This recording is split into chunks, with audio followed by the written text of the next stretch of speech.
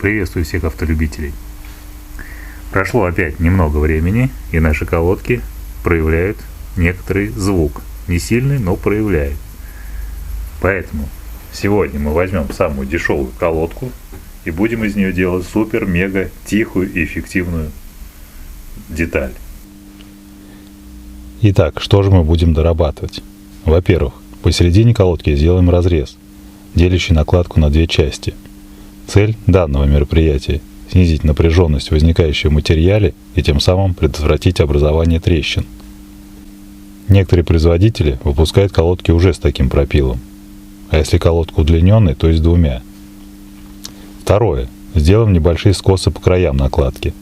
В данном случае уменьшится площадь контакта накладки и тормозного диска.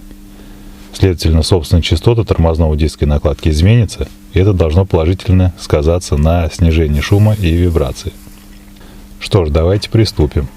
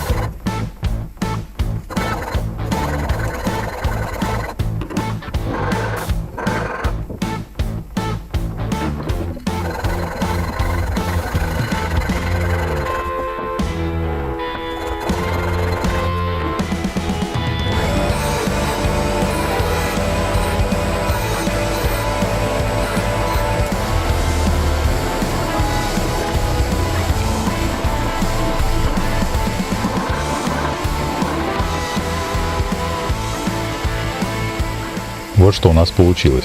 Здесь я уже немного скруглил края канавки.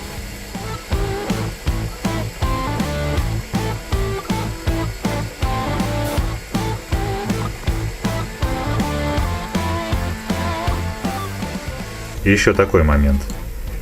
У нас вот здесь осталась старая смазка на медной основе.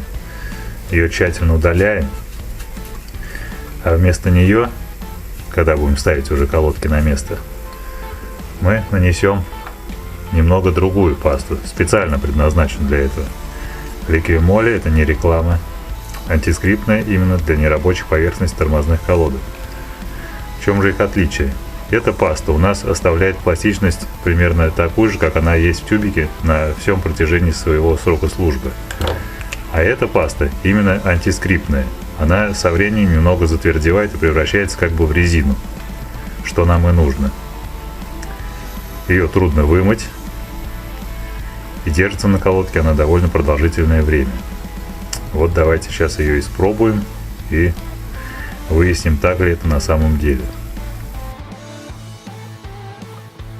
Итак, делаем все то же самое со всеми остальными колодками, ставим на место и едем на испытание.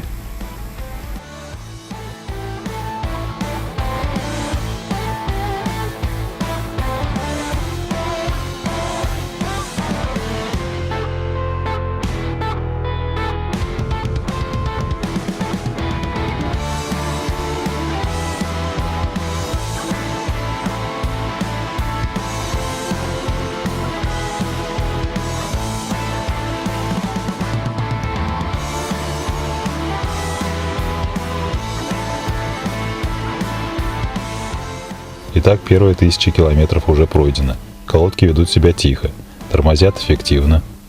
Но для наглядности давайте послушаем.